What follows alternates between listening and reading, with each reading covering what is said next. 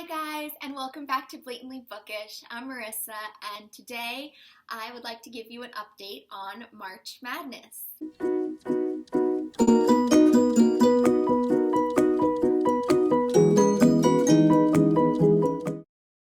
So for those of you who don't know, in the month of March, myself and Laura from Nargle Catcher and Acacia from Acacia Ives have been taking the initiative to spread awareness about mental health and mental illness and some of our perceived notions on it, where those may come from, etc., etc. If you've been following along, you'll know what I'm talking about. If you haven't, feel free to check out my announcement video. I'll link it up above and down below and wherever. Now, something that I kind of neglected to mention in my announcement video, I wrote it down in the description below, but I don't know if anyone actually read it or not. March Madness is not just a basketball term. It actually has literary significance dating back to Lewis Carroll's Alice in Wonderland, Mad as a Hatter or Mad as a March Hare. Hatters were notoriously mad from mercury poisoning, which was a hazard of their profession. And March hares became mad in March because March was the beginning of the European hare's mating season. So one more thing that I would like to quickly talk about before I go into depth in discussing these books, and that is that I found a gem of a video about books and madness, and that was done by Jasmine from Novel Thoughts. I'll link her video down below or up above or however I do it.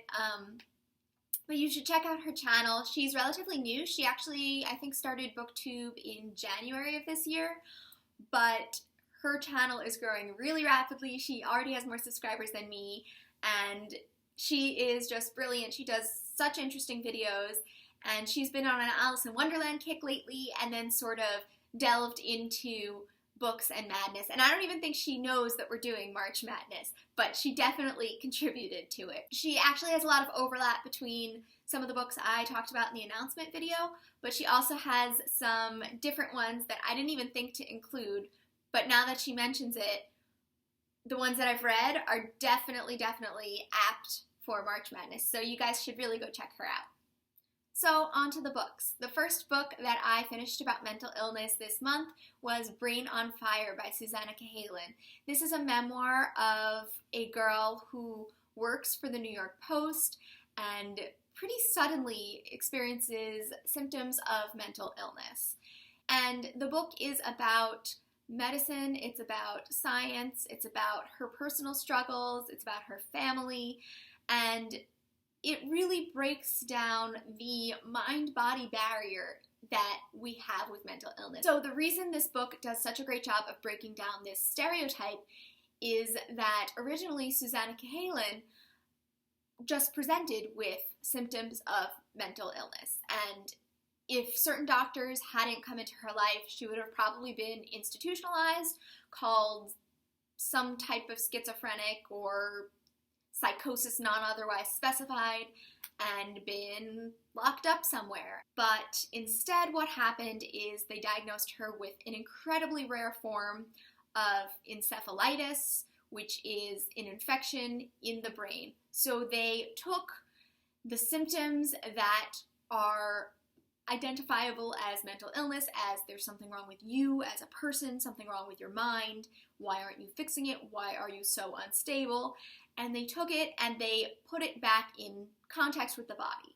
They said, no, there's something physically that we can point to, that we can alter and bring you back to the way you were. The doctor who actually diagnosed Susannah Cahalan has this hypothesis that I find really intriguing, which is that maybe other mental illnesses that we just lock people up for or treat symptoms with medication, maybe those are also caused by autoimmune type diseases or inflammation in the brain.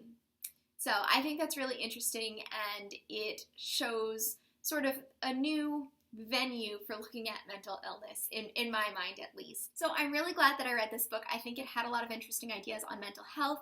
I think it had a lot of really interesting ideas about healthcare and the way that we treat people and the expectations we have about somebody. Originally, Susannah Cahalan was just kind of dismissed. her parents were like, this is not her normal behavior, something is wrong with her, you should help us, you should fix it. And her initial doctors sort of just looked at it and said, oh, she's just partying too hard, this is because she's drunk, you guys should just make sure she doesn't drink. And they just dismissed it, just like that. I think in healthcare, a lot of times we dismiss things that we just don't understand, or we look at somebody who's young, we look at somebody who's healthy, we say, oh, well, it must be the obvious thing. It can't be this, it can't be anything more than that, you know, she's young, she drinks too much. But a skillful doctor will actually take the time to figure out what's going on. And, you know, that really shows in the book as well. My two criticisms about Brain on Fire were that, one, and Susannah Cahalan actually says this herself, there are parts that she just doesn't remember, and she has to piece them together in a journalistic way. And I don't think those areas were the strongest writing. I just don't. And she acknowledges that herself, as I said. But it was still entertaining to read, and it was interesting to see how her illness affected other people in her life. And then another thing that I found slightly weak about this book was the ending. The end, to me, seemed kind of jumbled. She talked about hallucinations and their origins, and then she jumped back to 2 years after her illness, and then she jumped back to talking about her doctor and how the story spread to his home country. There were a lot of interesting things, but it just seemed too much and too jumbled at the end. Still, very interesting book. I highly recommend you read it. So another book I read this month was Unmentionable, and I talked about that a ton in another video. It was a fantastic book, and I pretty much talked about everything I wanted to, even though I was only halfway through at the time. But the one thing that I didn't discuss was the chapter on hysteria and mental illness in the Victorian period. In the Victorian period, mental illness was viewed very differently than it is today. First of all, most mental illnesses were considered hysteria. The term hysteria originates from the Greek word for uterus.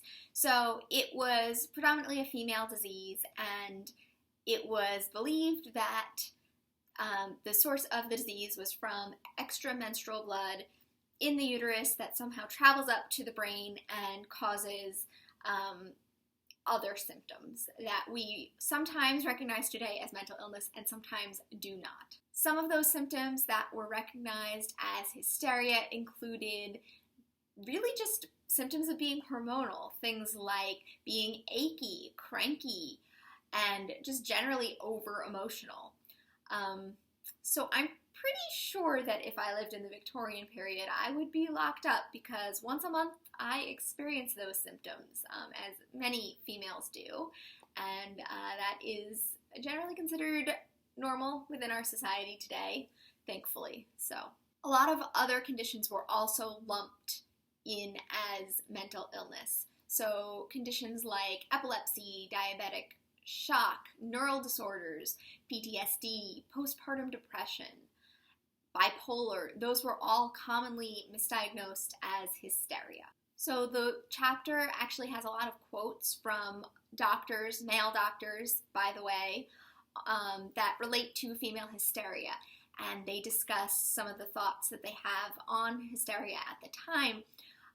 Luckily, most of those thoughts today would be seen as preposterous, but I think that a lot of the stigma surrounding female menstruation really has its roots in this time period. While we're still in the Victorian period, talking about mental illness, I'd like to briefly discuss Fingersmith by Sarah Waters. I read that in February, not this month, but I did a review on it this month, and it features mental illness. Mental illness is not the entirety of the book, but it definitely gives you a picture of mental illness in the Victorian period. All of the doctors were men. Husbands and brothers could effectively sign a contract and get rid of a woman for life. Yeah, and it was a deeply harrowing section of the book. really brutal, and you see that the people who were locked up there ranged from developmentally disabled to wrongfully accused, basically. So the last book that I finished in the month of March so far about mental illness is Girl in Need of a Tourniquet by Merri Johnson, and this is a memoir about borderline personality disorder. Now, I had high hopes for this book. I really wanted to like it, but I didn't. I'm not gonna lie, I kind of hated this book. I gave it 2 stars. It was lyrically written, and, you know, it is a memoir, so it's hard to critique a memoir. You know, this is somebody's life, and this is how somebody views their life, and who am I to say that that's, you know, no good. But it had so many phrases that just sounded appealing, but that when I thought about them deeper, those phrases that caught my attention were actually quite hollow and easily forgettable, and they just don't resonate with me in any lasting or meaningful way. It's almost as if the writing itself embodies borderline personality disorder, and it was not fun to experience. It was just not something that I enjoyed. So I'll explain a little bit of what I mean. It has slash marks in it as sort of breaks in the pages here and here, and it's really stylistically done and interesting, but those are supposed to be reminiscent of cut marks of somebody cutting themselves. And it plays with fonts and spacing in interesting ways. You can probably see that there are a bunch of different fonts on that page, and they have other fonts that are almost like somebody, you know, yelling out. It didn't do it for me. Every chapter has numerous quotes from other texts and other sources about borderline personality disorder and about just other disorders in general. It quotes Toni Morrison, which I love Toni Morrison, so I actually didn't mind that part at all. But here it quotes, you know, somebody who wrote a book called The Neurotic Personality of Our Time. You know, it has little charts that depict things about borderline personality disorder, thoughts about the self, thoughts about others. So I just thought, like, why am I reading this book? These quotes that she gives are brilliant, they're great, but they're not hers.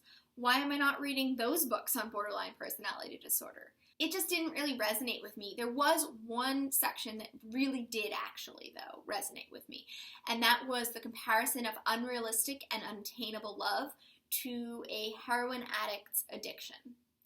And I thought that that actually made sense to me, that the reason that she's doing all these behaviors and that she is seeking these relationships is because it is like an addiction, that she is trying to fill this void of love and that she can never really attain what she's looking for. But again, that it was an idea from someone else. That wasn't even her own idea. She actually quoted somebody else's memoir in that. So I don't know. Not my favorite of the bunch. But this book wasn't entirely useless. I mean, I did learn about the difference between Axis 1 and Axis 2 disorders in mental illness, and I learned about the criteria for diagnosing borderline personality disorder. I learned about sort of different types of borderline personality disorder, and yeah, I don't know. If you've read this book, I would really like to know what you thought of it. I feel like me and it just didn't get along, and that's not to say it's a bad book or a book that other people wouldn't enjoy. So that's just my personal opinion on this one. So that is what I've been reading about mental illness and mental health in the month of March.